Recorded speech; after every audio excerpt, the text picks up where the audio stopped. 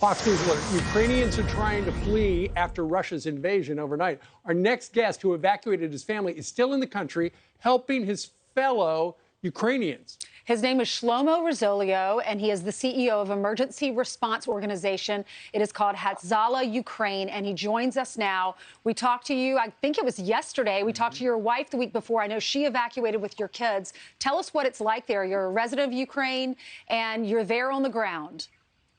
Okay, so basically, this morning started hectic.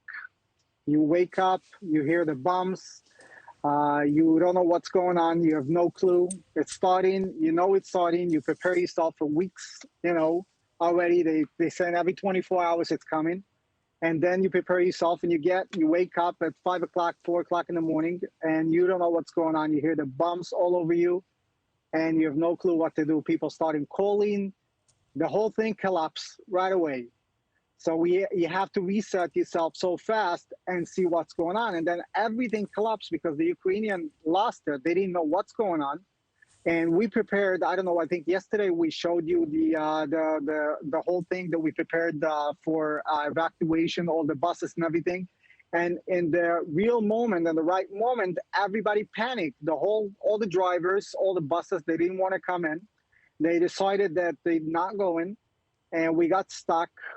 And right now we are working on really hard to get more people out of that city.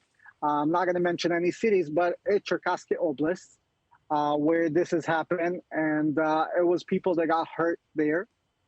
And right now, everybody's waiting for the next wave. Nobody knows where it's going to come from. And I'm right now in some city, in the center of the city, and I can show you. I'm just going to turn the camera for 1 second. You're going to see what's next to me. In the middle of the city, there is a tank right there. In the middle of the city, that's a Russian tank? That's a Ukrainian tank. No, not Russian tank. That's a Ukrainian tank, and soldiers all over the place.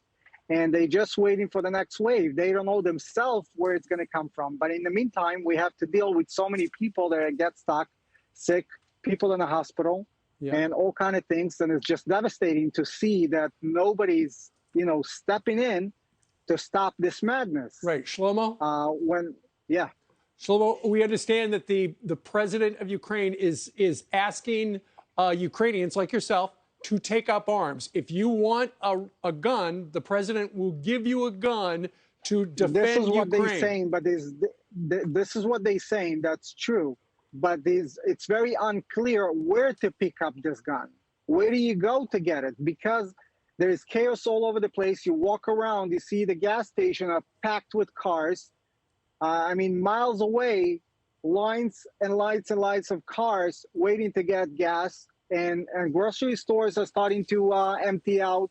The panic is shown. People are starting to panic real bad, and they don't know where it's coming from. I'm going to try. I see a lot of soldiers walking around with grenades launchers, like those big ones.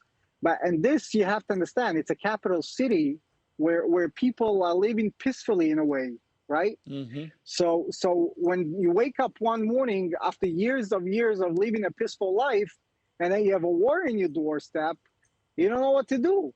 And we're not talking about Israel that, unfortunately, Israel has experience with those kind of things, right? They're not. They're just Ukrainian people who live their daily life normally. They don't have a lot of, it's not an expensive life.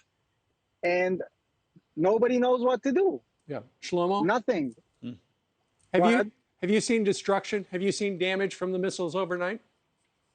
I have, yes. What kind of targets have you seen as far as... So right now, what they are doing, it's only, as far as my understanding go from a couple of sources that we have, it's strictly military targets, no civilians whatsoever. And I've seen Putin speeches all the time, all this past 2-3 weeks.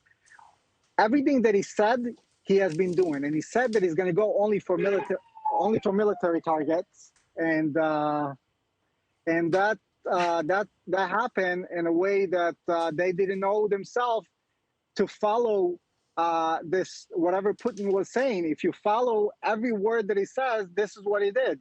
So the question right now lays if it's going to go for civilian targets or it's going to stay on the military, and then it's going to go in and take whatever, and take the whole thing and start controlling this place. Shlomo, you yesterday when we talked to you, you had a convoy of buses and otherwise that you were planning to help evacuate people. Right. Then a full-scale invasion happened overnight, and that effectively didn't happen. The drivers all freaked out. Yeah, exactly. So if Russian tanks roll in, the drivers ran off. They ran off. So if Russian tanks there's a shooting war outside your window, what do you and other people like you do? Are you going to stay? Are you going to attempt to flee on your own? Will you take up arms? I am here Most people. until the last person that I took up to myself to getting out, and then I'll get out. Now, what we're doing right now, we're trying to actually make some kind of cooperation with the Israeli embassy to help us to get some buses and drivers. And if not, I have a plan B, which I'm going to buy a few buses and get drivers and get the people out. And this is the only way I'm talking about right now. This is getting hectic because people in the city, there's a lot of thugs going around and starting to, create chaos. And this is very likely to create more chaos in people's life because they're more scared of thugs and thieves and things like this than the army. When someone comes to you in a uniform, you think there's a little bit of humanity in them. But when somebody comes to you without no kind of identity, you don't know where it's going to come from. Right. So, and this is what's going on right now in Ukraine. People are starting to lose it. Shlomo, there have been Nobody knows what's going on. There have been calls for your president, Zelensky, to leave because people fear that if Putin gets his hands on him, they fear the worst. How do the residents there feel about that? Because we were having this conversation. Do you feel like that's the captain abandoning ship, or do you support that? And then the second thing, Putin said he wants to come into Ukraine to denazify Ukraine. Zelensky is Jewish. Many of the people there are Jewish. How do you feel about that as well? Look, we are a non-governmental humanitarian organization. Right. I don't take political position. I try to stay away from politics. But what I hear from people is that they are very upset with this whole management of the situation. Whatever Zelensky did, everybody says that it was not right because you cannot take upon yourself to fight one of the biggest armies in the world with nothing. You just don't step into the water if you don't know how to swim. It's very simple. So right now, a lot of people are getting upset. They want him out. But you never know what's going to happen, what's going to be the next thing. But I think it's going to be over in the next couple of days, hopefully, God willing.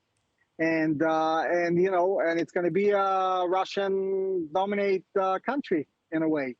It looks like it's heading that way. Shlomo, thank you very much for giving us the street view. I really appreciate it. I want to add another word. Yes. I would like people to come into our website and support us. This is very important. We're doing a lot of work here. Okay. It's very hard website is? on us. And the website is www.hatzalahukraine.org, which is HATZALAH